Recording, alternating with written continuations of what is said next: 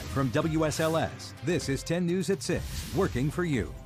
Now at 6, a community still picking up the pieces after an historic tornado. How people in Salem are working to get their lives back to normal. Plus, celebrating a legacy. A local man's work to honor the life of one of the country's most decorated veterans. And a firefighter's job doesn't stop when it's hot outside. How our local heroes stay safe fighting fires during the summer. And good evening, and thank you for joining us. I'm John Carlin. And I'm Rachel Lucas. It has been 2 days since an EF1 tornado hit Salem, and the cleanup continues there in the city. 10 News reporter Amy Cockrum joins us live. She's there right now. So, Amy, how are things looking today? I still see a tree behind you there.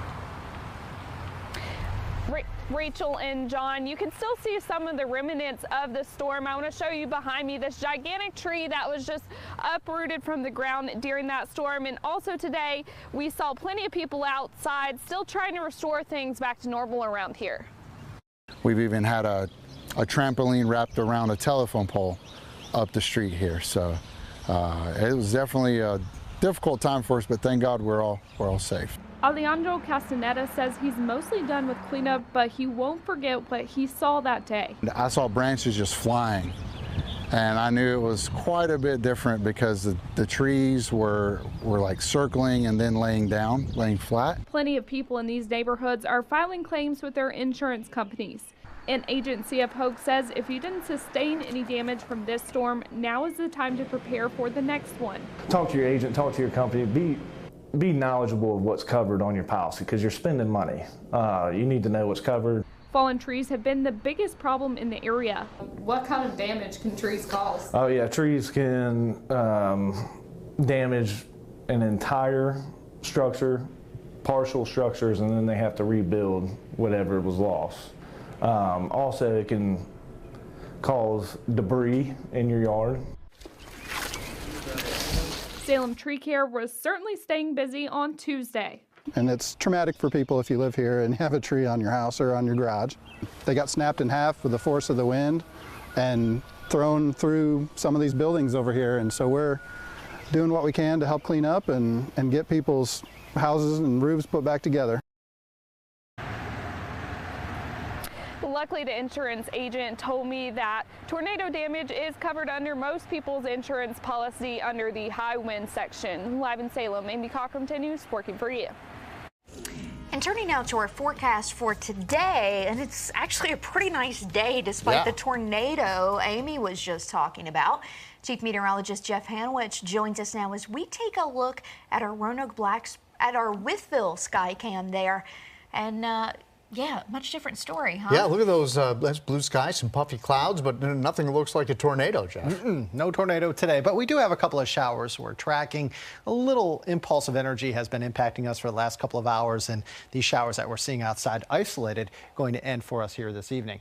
First of all, you'll notice a movement of these showers to the east-southeast at about 25 to 30 miles per hour. We've got a little bit of rain in western portions of Grayson County. We've got maybe a shower, very light in nature, towards Nelson County. The bulk of the showers extending from near Covington south towards near Blacksburg, areas near Shawsville, even portions of Roanoke County and Roanoke City seeing a light little shower right now. We have a rain shower right over Fincastle and Botetourt County as well. So again, a couple of showers around, light to moderate rainfall. At this point in time, no reported lightning in any of these, but I can't rule out a rumble of thunder here over the next couple of hours or so. This evening, temperatures eventually fall into the upper 60s by 11. We're going to be partly cloudy. We're going to be warm, but again, a stray shower or thunder shower certainly is still possible for us through about maybe 9 o'clock.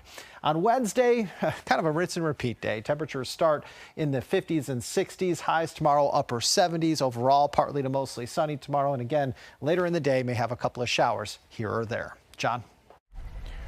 All right, thank you, Jeff. Many people across our viewing area, of course, have been without power after that storm.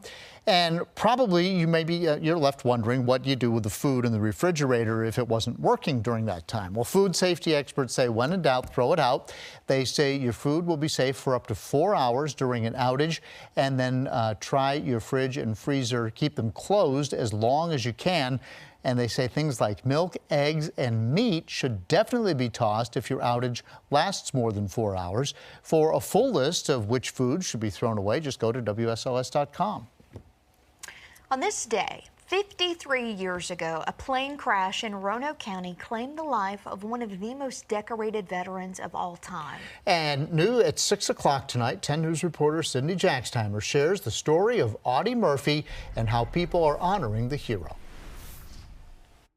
Every year, Roger Dixon hikes a part of the Jefferson National Forest. Especially this time of year, the anniversary, yes. Not for your typical mountain views, but for this, the Audie Murphy Monument, tucked away on Brush Mountain. He was one of the most decorated combat veterans in history. Murphy received 3 Purple Hearts, a Medal of Honor, and countless other recognitions for his time in the Army during World War II.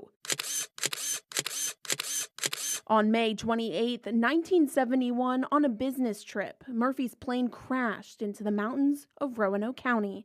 In the military, to honor veterans, if you found a coin or something on the grave or a monument, a penny would mean that you came by to show your respects.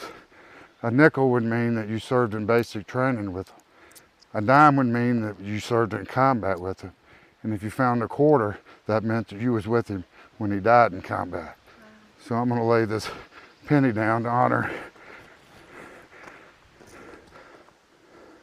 Audie Murphy. Located along the Appalachian Trail, many hikers stop at the monument to pay their respects. Having the freedom to be able to take time out of our lives and do a hike like this, and that's a lot of freedom to be able to do that. And so we thought it was very important to honor Audie Murphy. For people who might not even know this monument is out here and know the story of Audie Murphy, what do you have to say to them? Take a trip up here, bring your children, and show them the monument, and to let them know that if you only come one time, at least you say, hey, I've been to the Audie Murphy monument, to pay your respects. And it only costs a penny. Reporting, I'm Sydney Jackstimer, 10 News, working for you.